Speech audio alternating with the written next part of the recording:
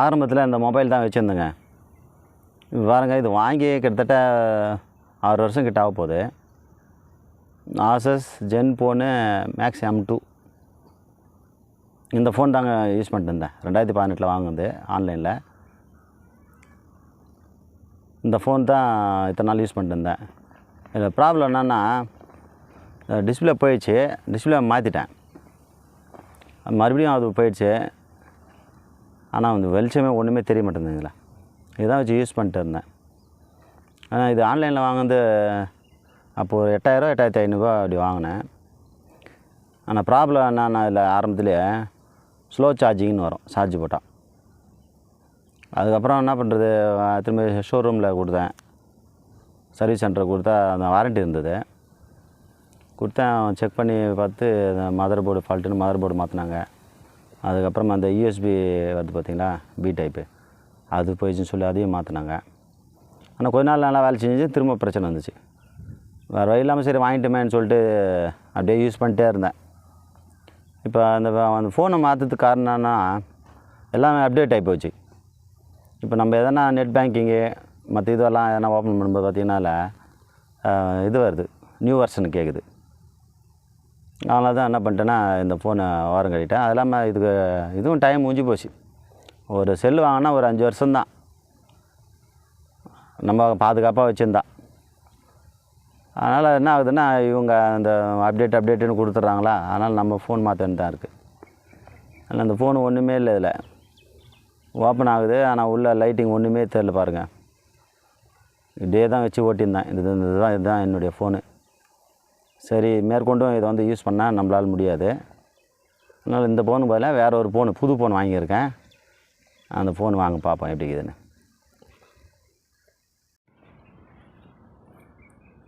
இது புது ஃபோன் இப்போ வாங்கினதுங்க. அது லேட்டஸ்ட் மாடல் தான். இது வந்து மோட்டோ G57 பவர். ஏன்னா இது கொஞ்சம் அப்டேட்டாக இருக்குது. Android 16 இது. ஆனால் இதுக்கப்புறம் வாங்கினா எப்படி பார்த்தா இன்னொரு 5 வருஷத்துக்கு வரைக்கும் வாங்க முடியாது. அதனால் இதை வாங்க பார்ப்போம் இது எப்படி இருக்குதுன்னு. இதுதான் வாங்கின புது மொபைலு. ஏற்கனவே நான் பிரித்து செக் பண்ணி பார்த்தேன். அது ஒரு நிமிஷம் இருங்க, நான் கைட்டே காட்டிடுறேன்.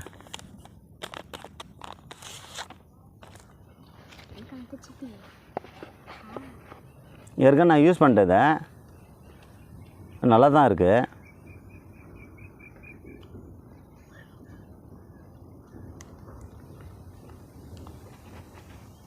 இதனால் நான் வந்து ஆஃப்லைனில் தான் வாங்கினேன், ஆன்லைனில் வாங்கலை. நான் ஆன்லைனில் போட்டோம்னா ஃப்ளிப்கார்ட்டில் அவன் என்னான்றான், பாதி தூரம் வருவான், எங்கள் எல்லை இதோடு முடியுதுங்க, இதுக்கப்புறமா என்னால் வர முடியாது அப்படின்றான். அவங்க கூட நம்ம விளையாட முடியாது. பின்கோட் நம்பர் போட்டால் வந்து டெலிவரின்னு போடுறான். ஆனால் நமக்கு வந்துட்டு வீட்டாண்ட தான் டெலிவரி பண்ணுறதில்ல, ரோட்டில் வந்து வாங்கிக்கிங்கன்றான். ரோட்டில் யார் போய் வாங்குறது? நம்ம வீட்டில் இருந்தோம்னா பரவாயில்ல, வேலைக்கு போயிடும், அதனால் வாங்க முடியல. சரின்னு சொல்லிட்டு என்ன பண்ணது, வேலைக்கு ஆகுதுன்ட்டு நான் இதில் வாங்கிட்டேன், ஆஃப்லைனில் வாங்கிட்டேன். மொபைல் வந்து நல்லா இருக்குங்க. அது சூப்பர் மொபைலுக்கு. ஏன் அதை கொஞ்சம் அட்வான்ஸாக நான் வாங்கினேன்னா, இதுக்கப்புறம் ஒரு 5 வருஷத்துக்கு நம்ம ஒன்றும் வந்து மாற்ற போகிறதில்ல. அதனால் என்ன பண்ணிட்டேன், அட்வான்ஸாக வாங்கிட்டேன். ஏன்னா மொபைல் வாங்குறது எதுக்கு வாங்குகிறோம், ஃபோன் பேசுறதுக்கு இல்லை மற்ற இதுக்கு யூஸ் பண்ணுறதுக்கு. ஒரு சிலர்லாம் வருஷத்துக்கு ஒன்று மாற்றிடுவாங்க, அது வசதியாக இருக்கிறவங்க மாற்றிக்குவாங்க. நம்மள மாதிரி வசதி இல்லாதவங்க என்ன பண்ணுறது, இருக்கிற மொபைலை பாதுகாப்பாக வச்சுக்கிட்டு யூஸ் பண்ணிக்க வேண்டியது தான். ஏன்னா நம்ம பட்ஜெட்டுக்கு எது ஏற்றதாக இருக்கோ அதை தான் வாங்கிக்கணும், விரலுக்கு ஏற்ற வீக்குன்ற மாதிரி. இதோட சார்ஜரும் கொடுத்துருக்காங்க, 33 வாட்ஸ் கொடுத்துருக்கு. 33 வாட்ஸ் சார்ஜரு நல்லா இருக்கு, சாலிடாக இருக்குது, நல்லா இருக்குது. அதுக்கப்புறம் USB cable C type cable கொடுத்துருக்காங்க. இதுவும் நல்லா இருக்குது. இந்த குவாலிட்டி நம்ம தொட்டாவே அந்த ஃபீலிங் தருது.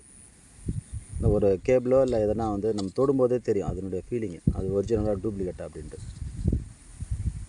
இது நல்லா இருக்குது. இந்த பாக்ஸோடு வந்தது தான் சார்ஜரு, மொபைல் ஃபோனு, அதுக்கப்புறமா இந்த டைப் சி கேபிள்.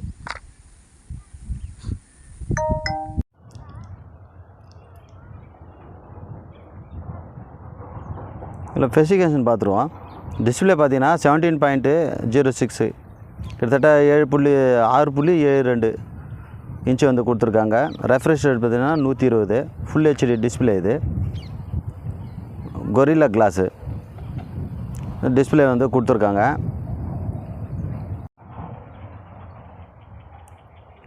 இல்லை பேட்ரி பார்த்திங்கன்னா 7000 mAh பெரிய பேட்ரி தான் கொடுத்துருக்காங்க. இதில் வந்து கிட்டத்தட்ட 6 hours கிட்ட கொடுத்துருக்கு. ஆனால் 2 நாள் தான் இதாகுது. ஃபுல் டே வந்துட்டு 2 நாள் வருது. பேட்ரி நல்ல பேட்ரி தான் இது. கேமரா பார்த்திங்கன்னா 50 MB ரியர்லேயும் 8 MB ஃப்ரண்ட்லேயும் வந்து கொடுத்துருக்காங்க. கேமரா கிளாரிட்டி நல்லா தான் இருக்குது. நான் செக் பண்ணி பார்த்தேன். ப்ராசஸரு ஸ்னாப்ட்ராகன் 6 ஜென்ரேஷன் 4 கொடுத்துருக்கு. இது வந்து ஃபுல்லாக பார்த்திங்கன்னா இது Android 16 தான் இது.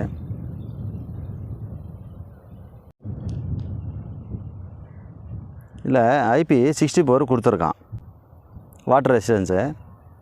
ஆனால் உண்மையாக அந்த 64ன்றது வந்துட்டு 64னா இருக்கட்டும், இல்லை வந்து 69 இருக்கட்டும், இல்லை அது வேறு எதனா அதிகமாக கூட இருக்கட்டும். வாட்டர் ரெசிஸ்டன்ட்ன்றது சும்மா ஒரு தூறலுக்கு தாங்க. அந்த கொசு மழைன்ற சொல்கிறல அந்த இதுக்கு தான் அது வந்துட்டு பொருந்தும்.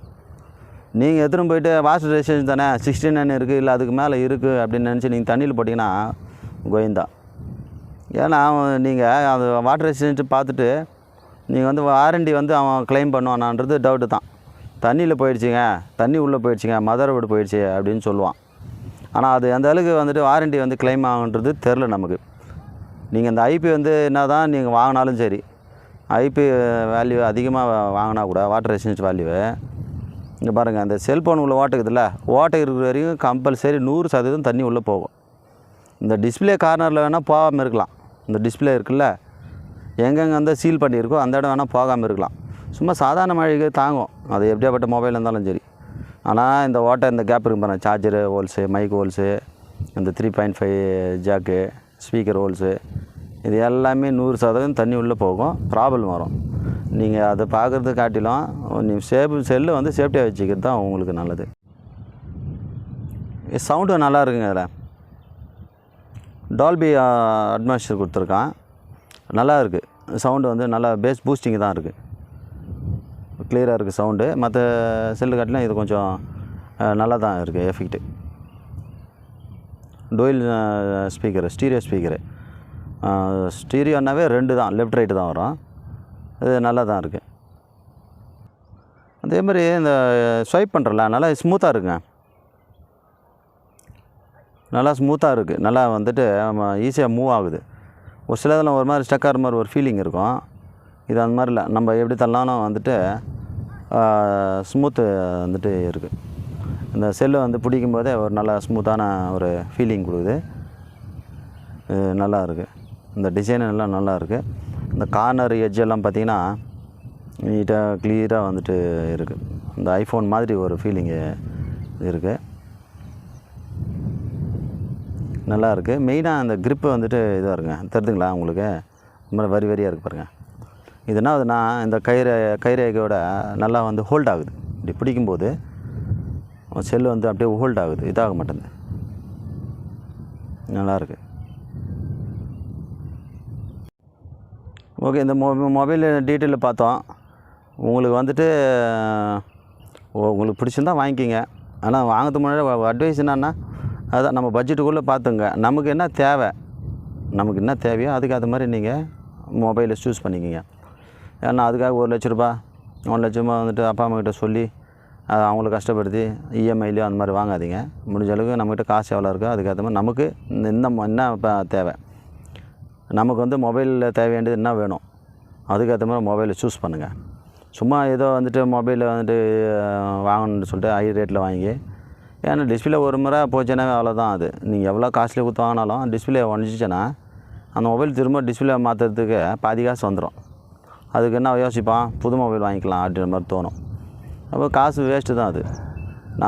என்னை பொறுத்த வரைக்கும் ஆஃபீஸ் யூஸ் பண்ணுறவங்க கொஞ்சம் அவங்க சேஃப்டியாக இருக்கிறதுக்கு வாய்ப்பு இருக்குது. ஃபீல்டு ஒர்க் பண்ணுறவங்களுக்கு வந்துட்டு அது நம்ம பள்ளத்தில் இறங்குவோம் ஏறுவோம். கன்ஸ்ட்ரக்ஷன் ஒர்க் பண்ணுறவங்க இல்லை மற்ற இது ஃபீல்டில் ஒர்க் பண்ணுறவங்க பார்த்திங்கன்னா அவங்க வந்துட்டு வெளியில் போனோம் வரணும், டஸ்ட்டு கிஸ்ட்டு படும், இதெல்லாம் கொஞ்சம் இதுவாக இருக்கும். அதனால் நீங்கள் பாருங்கள், உங்களுக்கு எது லாக்கியோ அதுக்கேற்ற மாதிரியே மொபைல் பர்ச்சேஸ் பண்ணணும். நம்ம அதிகமாக காசு கொடுத்து வாங்கி பணத்தை வீணடிக்காதீங்க. அவ்வளோதான், இந்த மொபைலினுடைய ரிவ்யூ தான்.